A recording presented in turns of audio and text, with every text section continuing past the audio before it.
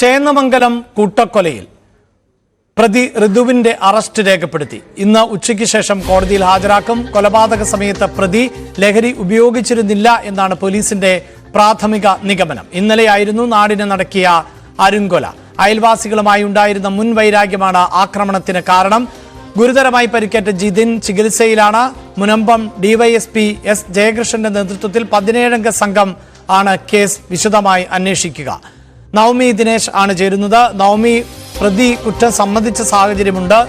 സഹോദരിയോട് മോശമായി സംസാരിച്ചതിന്റെ പേരിൽ ഉള്ള വൈരാഗ്യം ആയിരുന്നു ആക്രമണത്തിന് കാരണം എന്ന് പറയുന്നു. അപ്പോഴും ഈ 3 പേരെ കൊല ചെയ്യുവാനുണ്ടായ പശ്ചാത്തലം എന്തായിരുന്നു?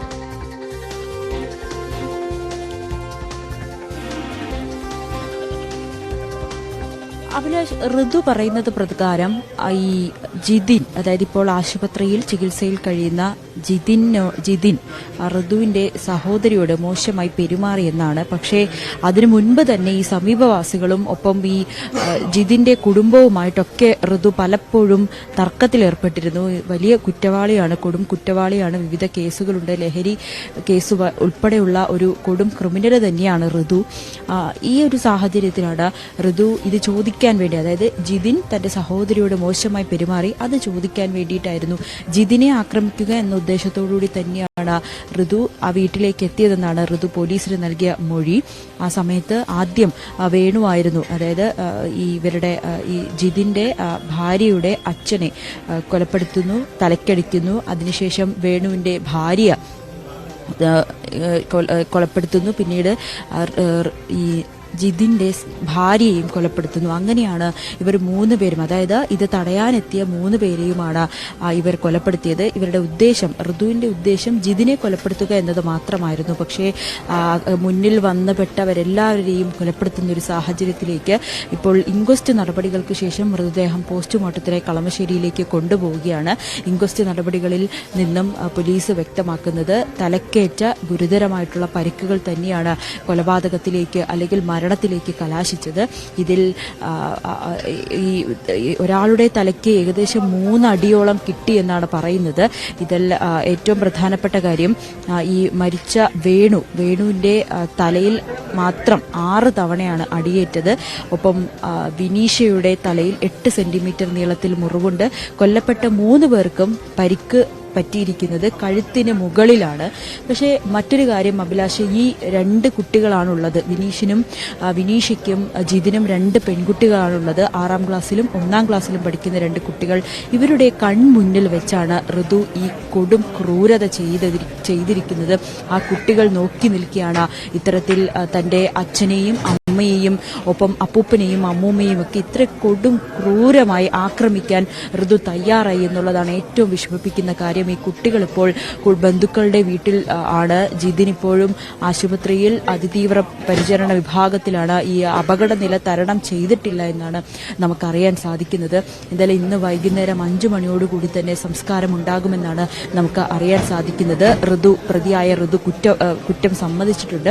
മറ്റൊരു കാര്യം, ഋതു മാനസിക രോഗത്തിന് ചികിത്സ തേടുന്ന ഒരു വ്യക്തിയാണെന്ന് കൂടി പോലീസ് പറയുന്നു. ഇതിന്റെ സർട്ടിഫിക്കറ്റ് അടക്കം കയ്യിലുണ്ട്. ഇത് തന്നെയാണ് പ്രതിക്ക് രക്ഷപ്പെടാനായി ഉള്ള ഒരു പഴുതായി പ്രതി തന്നെ കൊണ്ടു നടക്കുന്നത്. കാരണം ഇതിനു മുൻപും കൊടും ക്രൂരത ചെയ്തിട്ടുണ്ട്. 53 ദിവസം ജയിലിൽ റിമാൻഡിൽ കഴിഞ്ഞ വ്യക്തിയാണ്. പക്ഷേ മോഷണത്തിലും പല ക്രിമിനൽ കുറ്റങ്ങളിലും ഒക്കെ പ്രതിയായിട്ടുള്ള വ്യക്തിക്ക് എങ്ങനെയാണ് വീണ്ടും പുറത്തിറങ്ങി നടക്കാൻ കഴിയുന്നത് എന്ന് ചോദിച്ചാൽ അയാളുടെ കയ്യിലുള്ള ഈ മാനസിക രോഗിയാണെന്ന് തെളിയിക്കുന്നതിനുള്ള സർട്ടിഫിക്കറ്റ് തന്നെയാണ് അയാൾക്ക് ഇത്തരം കൊടും കുറ്റകൃത്യങ്ങൾ ചെയ്യാൻ പ്രേരിപ്പിക്കുന്നതും. ഒപ്പം തന്നെ കൗൺസിലർ അടക്കം അല്ലെങ്കിൽ നാട്ടുകാരടക്കം പറയുന്നത് ഈ ഋതുവിന്റെ മാതാപിതാക്കൾ ഋതുവിന് പൂർണ്ണമായ പിന്തുണ നൽകുന്നതാണ്. ഋതു എന്ത് തെറ്റ് ചെയ്താലും അവർ അതിനെ തിരുത്തുകയോ അല്ലെങ്കിൽ അവർ അതിനെതിരായിട്ട് സംസാരിക്കുകയോ ഒന്നും ചെയ്യുന്നില്ല.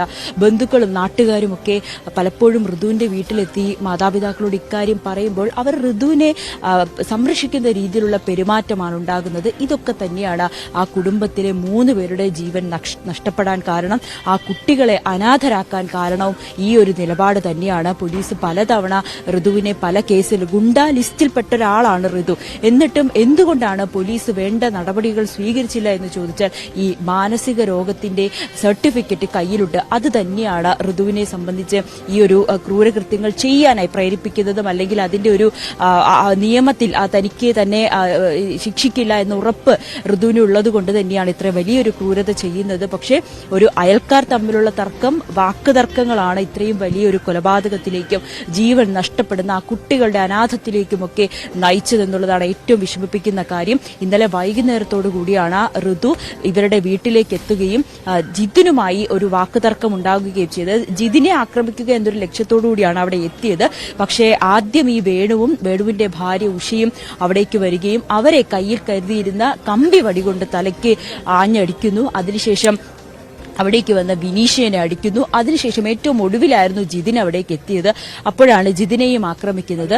ഈ സംഭവ സ്ഥലത്ത് വെച്ച് തന്നെ ഉഷയും ഒപ്പം വിനീഷയും കൊല്ലപ്പെട്ടിരുന്നു. അവസാനം ആശുപത്രിയിലേക്ക് കൊണ്ടുപോകുന്ന സമയത്ത് വേണുവിന് ശ്വാസമുണ്ടായെങ്കിൽ പോലും ആശുപത്രിയിൽ എത്തുന്നതിന് മുൻപ് തന്നെ വേണു മരിക്കുന്ന സാഹചര്യമാണ്. എന്തായാലും നമുക്ക് കൌൺസിലർ, പഞ്ചായത്ത് പ്രസിഡന്റ് ഇപ്പോൾ സംസാരിക്കും. നമുക്ക് അവരുടെ പ്രതികരണത്തിലേക്ക് ഒന്ന് പോവാം. അഭിലാഷ്.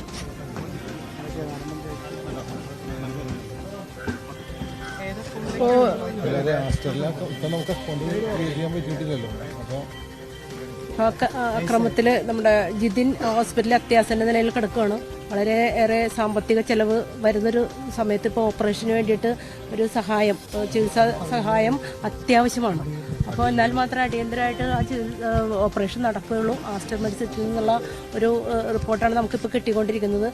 അപ്പോൾ അതിനുവേണ്ടി എല്ലാവരുടെയും സഹായം ഈ അവസരത്തിൽ അത്യാവശ്യമാണ്. അപ്പോൾ അതിനു വേണ്ടിയിട്ടാണ് നമ്മളൊരു അക്കൗണ്ട് രൂപീകരിച്ച് അതിലേക്ക് ഈ സഹായം എത്തിക്കേണ്ടതാണ്. ആസ്റ്ററിലേക്കാണ് നമുക്കിത് പൈസ എത്തിച്ചു കൊടുക്കേണ്ടത്. എന്നാൽ മാത്രമേ ഉടനടി ഓപ്പറേഷൻ നടക്കുകയുള്ളൂ.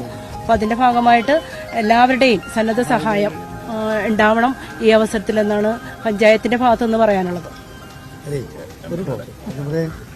ബഹുമാന്യായ പ്രതിപക്ഷ നേതാവിനെ ബന്ധപ്പെട്ടിരുന്നു. പ്രതിപക്ഷ തിരുവനന്തപുരത്താണ് അസംബ്ലിയിൽ പിന്നെ ഗവർണറുടെ നയപ്രഖ്യാപന സംഭവമാണ്. അപ്പോൾ അദ്ദേഹം അടിയന്തരമായി ആസ്റ്റർ മെഡിസിറ്റിയുമായി ബന്ധപ്പെട്ടിട്ടുണ്ട്. അവിടെ വായിക്കുന്ന സംവിധാനം. അപ്പോൾ പ്രതിപക്ഷ നേതാവും ഹൈബീഡ് എംപിയും ആശ്രമമായി ബന്ധപ്പെടാൻ നിർദ്ദേശം കൊടുത്തിട്ടുണ്ട്. അവിടെ അവർക്ക് ബന്ധപ്പെടുന്നുണ്ട്. എന്നുവെച്ചാൽ പഞ്ചായത്തിന് സഹായം, എല്ലാവരുടെയും സഹായം ഉണ്ടാവുന്നുണ്ട്. കുടുംബത്തിനും ഒരുപാട് കാര്യങ്ങളുണ്ട്. അപ്പോൾ കുട്ടികൾ ചെറിയ കുട്ടികളാണ്. അവർക്കൊക്കെ ഒരുപാട് ആവശ്യങ്ങളാണ്. കുടുംബം തന്നെ ഇല്ലാതായ കുട്ടികൾ അനാഥരാക്കപ്പെട്ട ഒരവസ്ഥയിലാണ്. കുട്ടികളുടെ തുടർന്നുള്ള കാര്യങ്ങളിലേക്കൊക്കെ നമുക്ക് ഈ സഹായം അത്യാവശ്യമായിട്ടുണ്ട്. പഞ്ചായത്തിന്റെ ഇതിലേക്ക് വന്നാൽ നമ്മളത് അവർക്ക് വേണ്ട എല്ലാ സഹായങ്ങളും പഞ്ചായത്ത് ഏറ്റെടുക്കാം. അഭിലാഷ്, ഇപ്പോൾ പഞ്ചായത്ത് പ്രസിഡന്റാണ് സംസാരിച്ചത്. പ്രസിഡന്റ് പറയുന്നത് പ്രകാരം ഈ ജിതിൻ ഇപ്പോഴും അതിതീവ്ര വിഭാഗത്തിൽ ചികിത്സയിലാണ്. അപകടനില തരണം ചെയ്തിട്ടില്ല. ആസ്റ്റർ മെഡിസിറ്റിയിൽ അഡ്മിറ്റാണ്. പക്ഷേ ഒരു അടിയന്തരമായി ശസ്ത്രക്രിയ ആവശ്യമുണ്ട്. അതിനു വേണ്ടിയിട്ട് വലിയ തുക ചിലവാകും. അപ്പോൾ അതിനു വേണ്ടിയിട്ടുള്ള ഒരു സാമ്പത്തിക സഹായം, സുമനസുകളുടെ ഒരു സഹായമാണ് ഇപ്പോൾ പ്രസിഡന്റ് അഭ്യർത്ഥിച്ചത്. ഒപ്പം ഈ കുട്ടികൾ, 2 പെൺകുട്ടികളാണ്. 5ാം ക്ലാസ്സിലും 1ാം ക്ലാസ്സിലും പഠിക്കുന്ന 2 കുട്ടികളാണ്, പെൺകുട്ടികളാണ്. ഇവരുടെയും ഒക്കെ ഭാവിയും സുരക്ഷിതമാക്കേണ്ട കാര്യങ്ങളുണ്ട്. ഒരു അനാഥരായിട്ടുള്ള ആക്കപ്പെട്ട ഒരു കുട്ടികളാണ് ഇപ്പോഴവർ. അപ്പോൾ അതിനു വേണ്ടിയിട്ടുള്ള ഒരു സഹായമാണ് പ്രസിഡന്റ് ഇപ്പോൾ ആവശ്യപ്പെട്ടത്. പ്രതിപക്ഷ നേതാവിനെ അടക്കം സമീപിച്ചിട്ടുണ്ട്. പ്രതിപക്ഷ നേതാവ് ഇടപെട്ട് ആസ്റ്ററിന് വേണ്ടിയിട്ടുള്ള ചികിത്സ എത്രയും വേഗം നടത്തുന്നതിന് വേണ്ടിയിട്ടുള്ള സഹായങ്ങളൊക്കെ നൽകിയിട്ടുണ്ടെന്നാണ് അറിയിക്കുന്നത്. എങ്കിൽ പോലും ഈ ഒരു അത്യന്തം വേദനിപ്പിക്കുന്ന ഒരു സംഭവം തന്നെയാണ്, പേടിപ്പിക്കുന്ന ഒരു സംഭവം തന്നെയാണ്.